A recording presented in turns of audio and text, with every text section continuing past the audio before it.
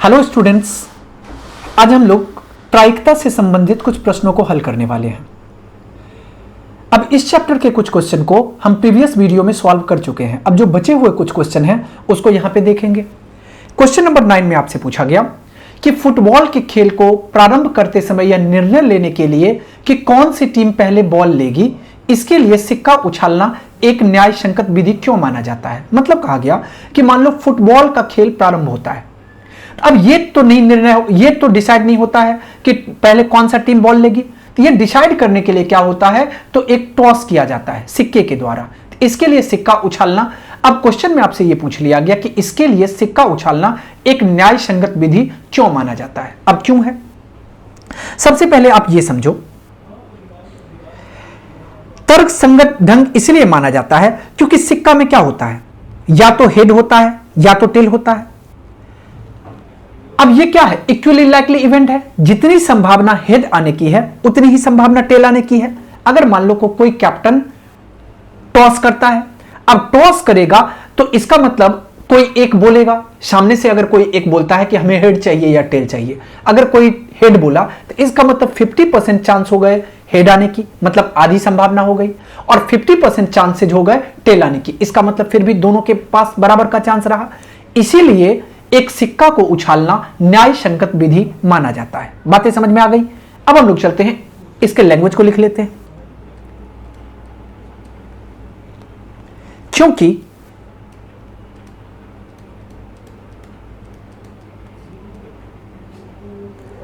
सिक्का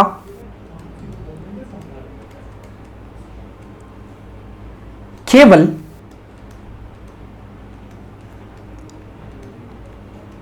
एक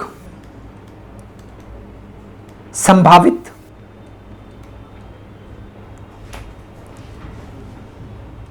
दशा में धरती पर गिरेगी,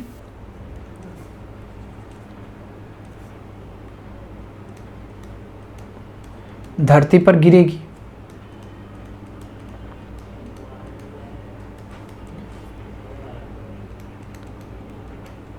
या तो चित्त या पट। यह तर्कपूर्ण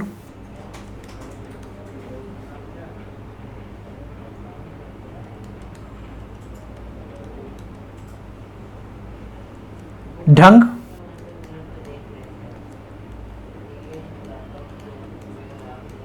माना जा सकता है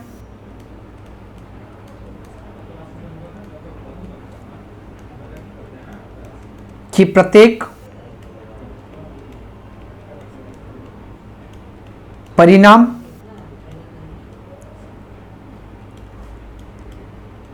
चित्त या पट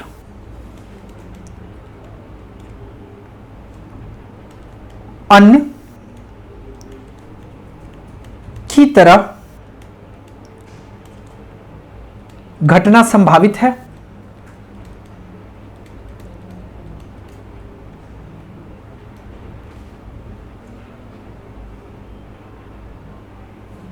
अर्थात परिणाम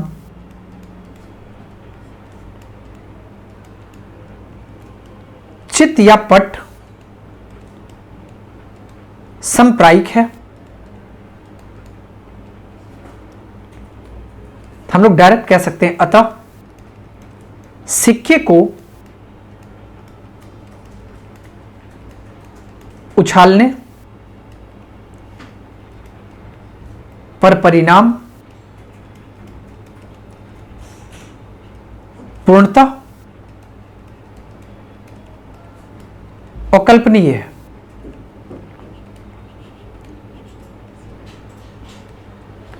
या आप इतना लैंग्वेज नहीं लिखना चाहते हो तो लास्ट लाइन भी अगर लिख दो तो काम चल जाएगा। सिक्के को उछालना एक पर परिणाम पूर्णतः अकल्पनीय है, इसीलिए हम लोग सिक्के का इस्तेमाल करते हैं टॉस के रूप में। अब हम लोग चलते हैं अगले क्वेश्चन की ओर। अगला क्वेश्चन में आपसे पूछा गया कि निम्नलिखित में से कौन सी संख्या किसी घटना की प्रायिकता नहीं हो सकती। अब आपको यह पता है कि कोई भी घटना जिसको हम लोग कह सकते हैं P ऑफ E, क्या हो सकती है? तो 0 से बड़ा और बराबर हो सकती है और छोटा और बड़ा हो सकती है 1 के। इसका मतलब इसके अंतर्गत कोई घटना आएगी। अब देखो कि माइनस में आप किसी को नहीं ले सकते हो, 2/3 इसमें आ जाएगा, 5% भी इसमें आ जाएगा, 0.7 भी इसमें आ जाएगा। तो हम लोग यहां पे कह सकते हैं चूंकि -1.5 किसी घटना की प्रायिकता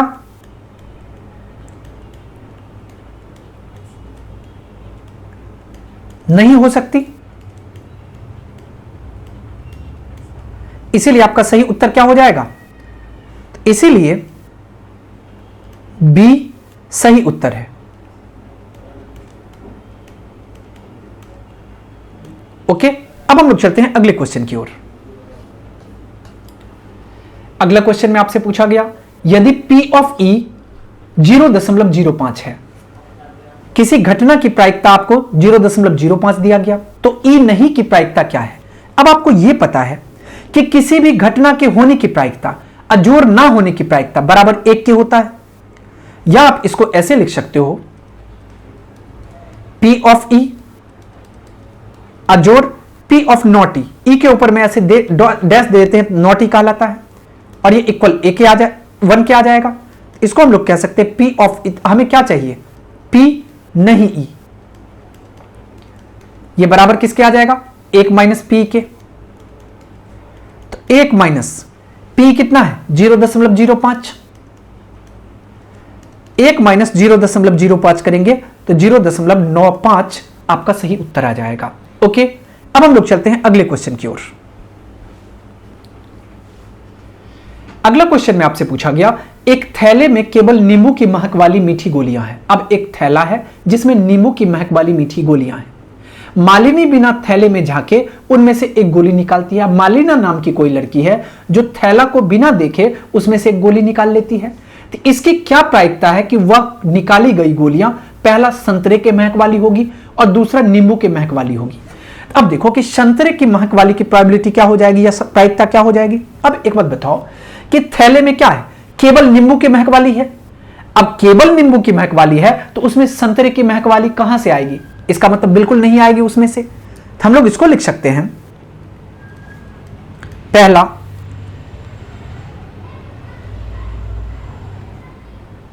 चूंकि संतरे की महक वाली गोली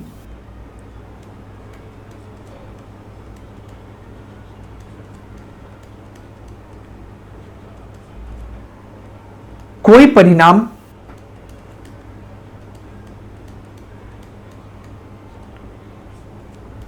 नहीं देती है,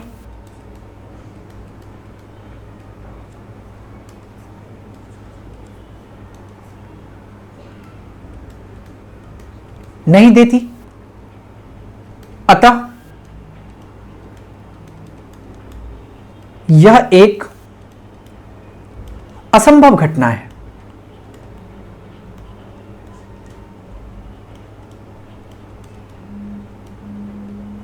और अब असंभव घटना की प्रायिकता क्या होती है? 0 होती है। असंभव घटना की प्रायिकता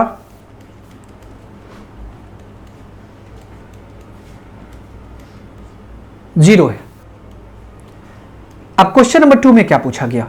नींबू की महक वाली। अब एक बात बताओ, उस थैला में जितनी गोलियां हैं सभी के सभी में नींबू के ही महक वाली हैं। इसका मतलब कोई भी गोली अगर निकाला जाएगा तो निश्चित तौर पे वो नींबू की ही महक वाली होगी।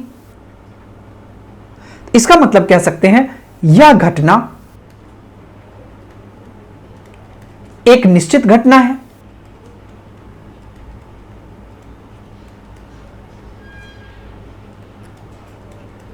घटना है, अतः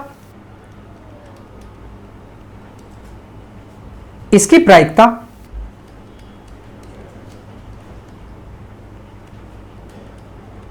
कितना हो जाएगा? 1 है। अब निश्चित घटना की प्रायिकता 1 होती है और असंभव घटना की प्रायिकता 0 होती है। कॉन्सेप्ट क्लियर है? अब हम लोग चलते हैं अगले क्वेश्चन की ओर।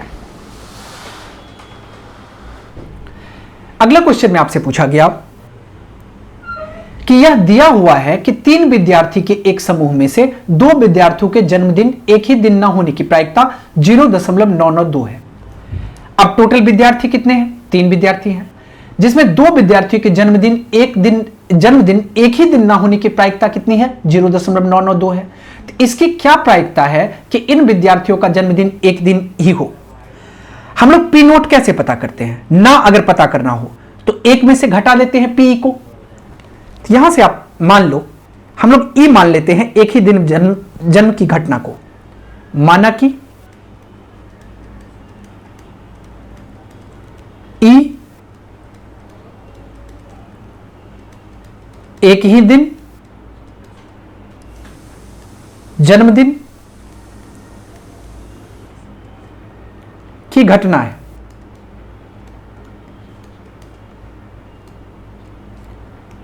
तो पीई कितना आ जाएगा?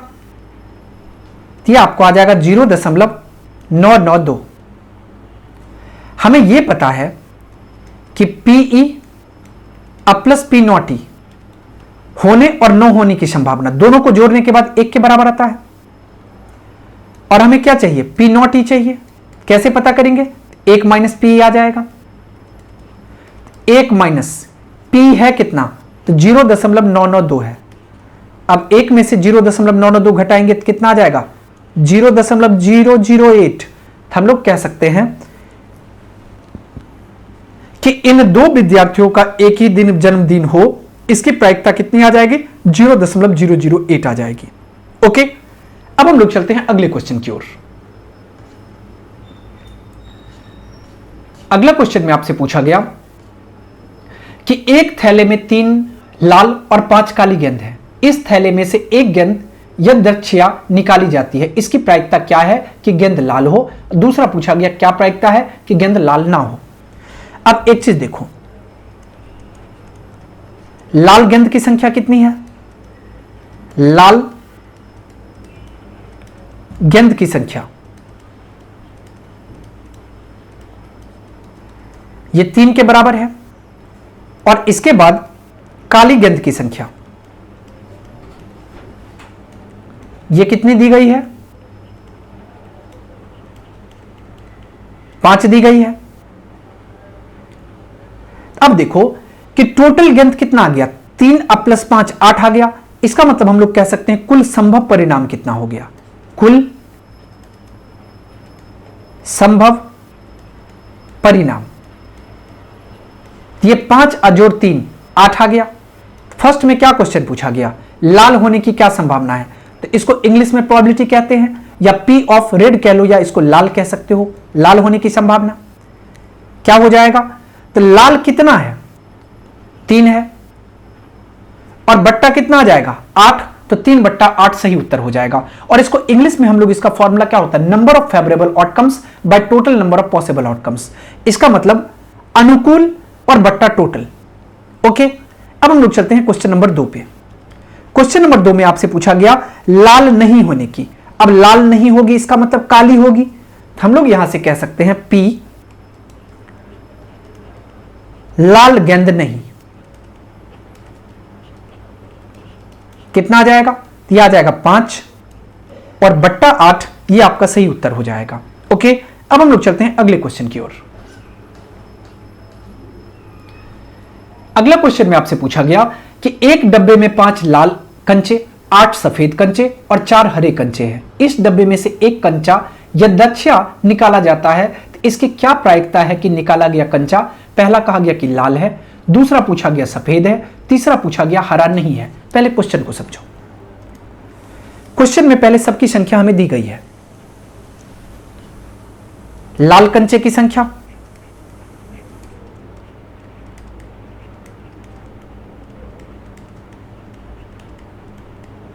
और ये कितनी दी गई है? 5 दी गई है।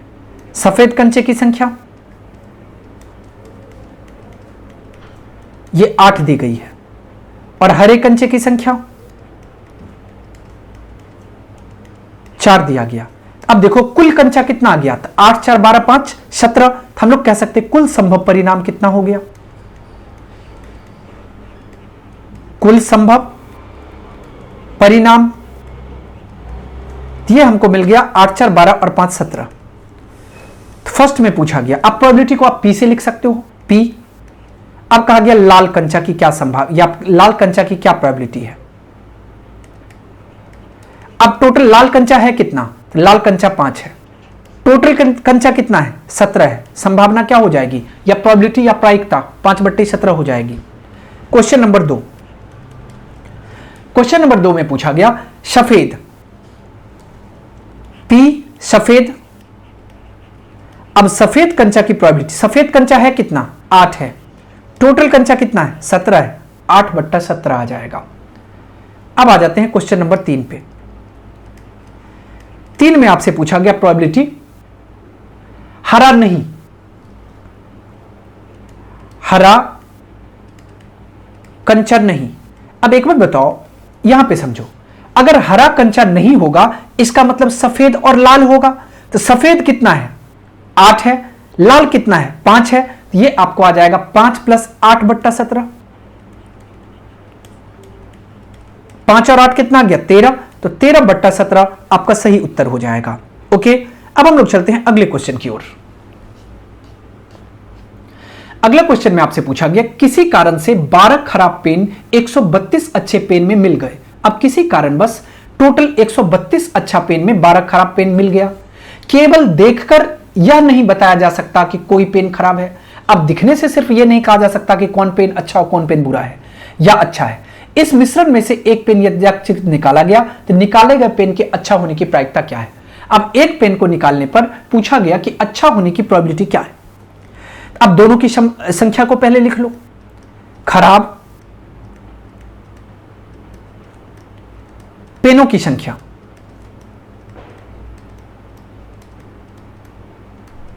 ये 12 हो गया। इसके बाद अच्छे पेनों की संख्या,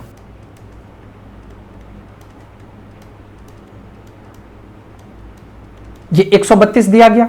अब एक चीज देखो, 132 में 12 अगर जोड़ेंगे तो 144, इसका मतलब कुल पेन की संख्या कितनी आ जाएगी 144, या हम लोग इसी को कहते हैं कुल संभव परिणाम।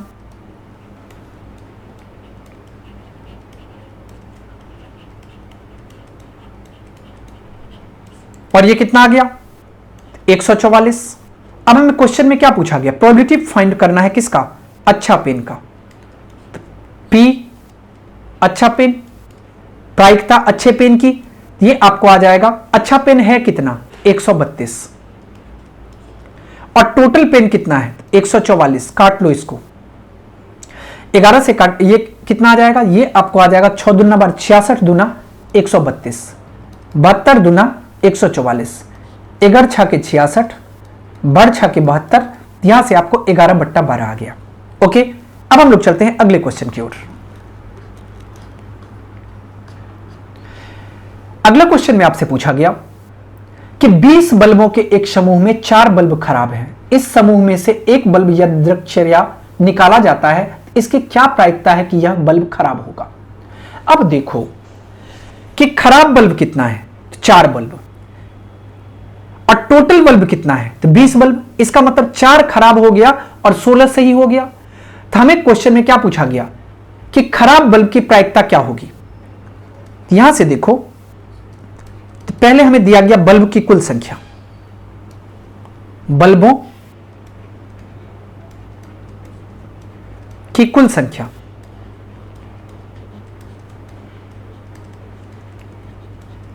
बीस दिया गया, और खराब बल्बों की संख्या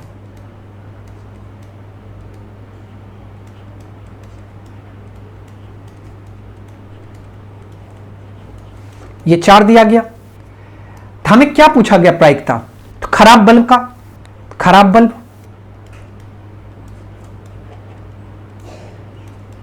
अब देखो जो चाहिए उसको ऊपर लिखते हैं तो कितना है 4, अब कुल को नीचे लिखते हैं तो कुल कितना है 20, 4/20 आ गया, 4 एकम 4, 4 पंचे 20, ये कितना आ गया 1/5 आ गया।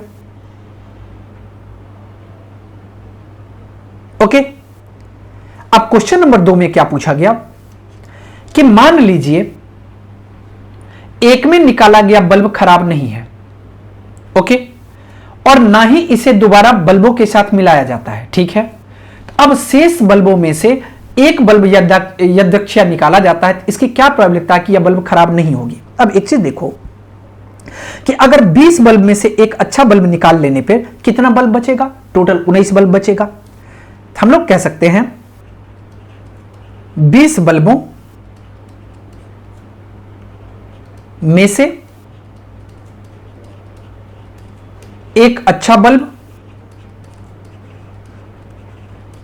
निकाल लेने से या लेने के बाद बचे बल्ब, यह आपको आ जाएगा 20 माइनस 1 बराबर 19। अब 19 बल्ब में अच्छा बल्ब कितना है, तो 4 गो खराब बल्ब है तो 15 गो अच्छा बल्ब होगा। हम लोग कह सकते हैं 19 बल्बों में अच्छे बल्बों की संख्या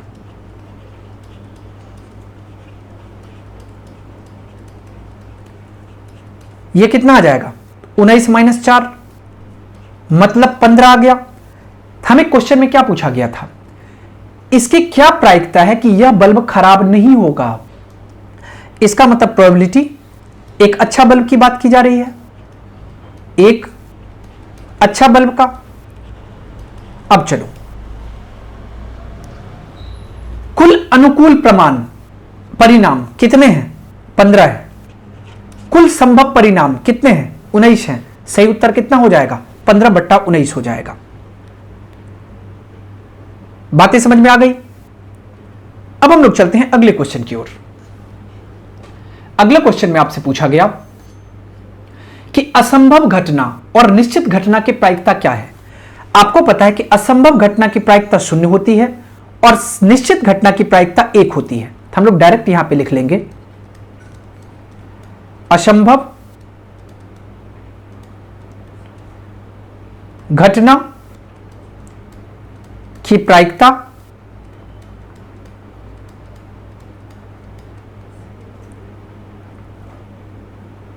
शून्य होती है और संभव, यहां पे क्या है, निश्चित घटना है तो निश्चित घटना ले लो। निश्चित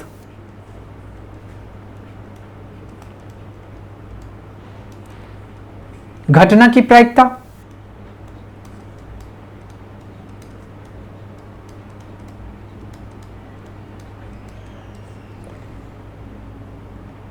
एक होती है, ओके। अब हम लोग चलते हैं अगले क्वेश्चन की ओर। अगला क्वेश्चन में पूछा गया घटना ए के घटित होने की प्रदर्शित होने वाला सूत्र लिखे। सिर्फ आपसे प्रोबेबिलिटी या प्रायिकता का सूत्र पूछा गया। तो घटना ए के घटित होने की प्रायिकता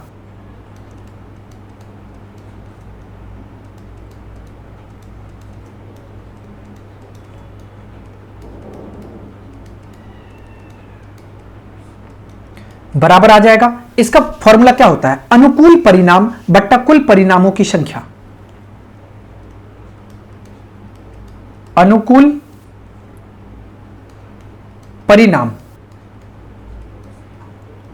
बट्टा कुल परिणामों की संख्या।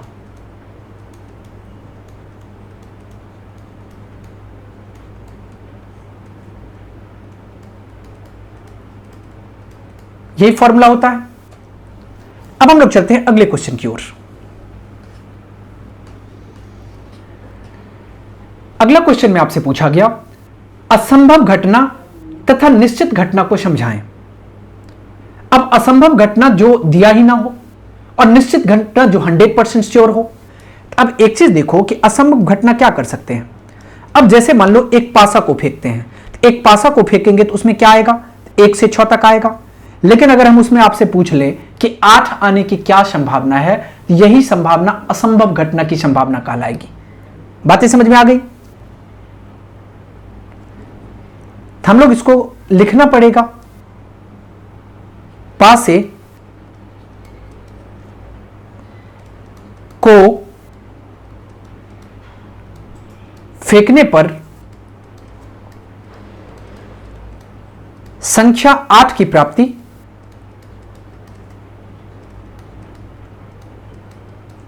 कभी नहीं हो सकती।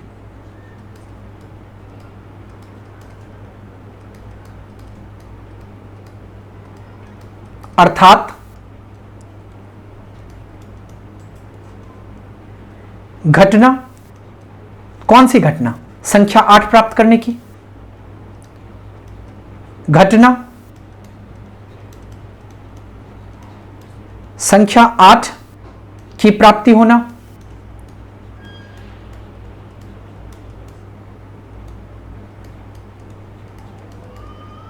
असंभव है, क्योंकि एक पासा को फेंक करके कभी हम 8 नहीं प्राप्त कर सकते। ऐसी घटना को असंभव घटना कहेंगे। ऐसी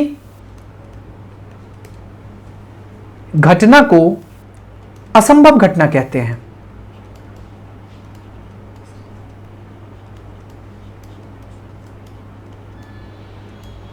अब चलो दूसरे केस में समझो। अगर मान लो एक पासा को फेंका गया, अगर हम आपसे पूछ लें कि 7 से कम अंक आने की क्या प्रायिकता होगी, तो अब एक पासा में 1 से 6 तक होता है और सभी के सभी अंक 7 से नीचे ही होते हैं। इसका मतलब डायरेक्ट कह सकते हैं यह क्या कहलाएगी? निश्चित घटना कहलाएगी। हम लोग कह सकते हैं पासे को फेंकने पर 7 से कम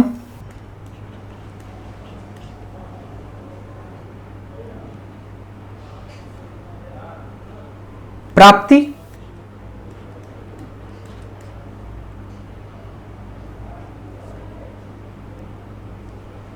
अर्थात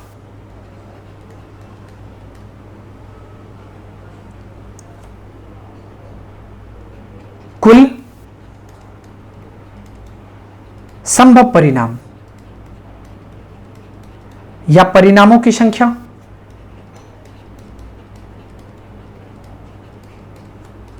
बराबर 6।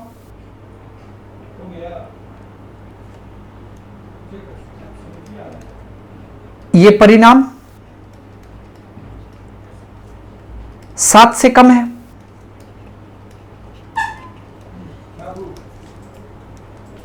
अर्थात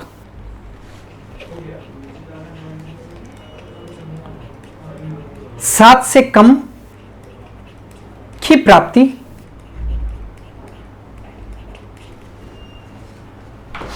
सात से कम की प्राप्ति क्या हो जाएगी? ये एक निश्चित घटना हो जाएगी। कम की प्राप्ति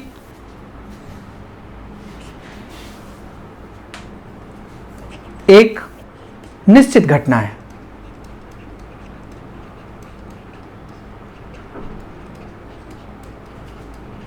ओके।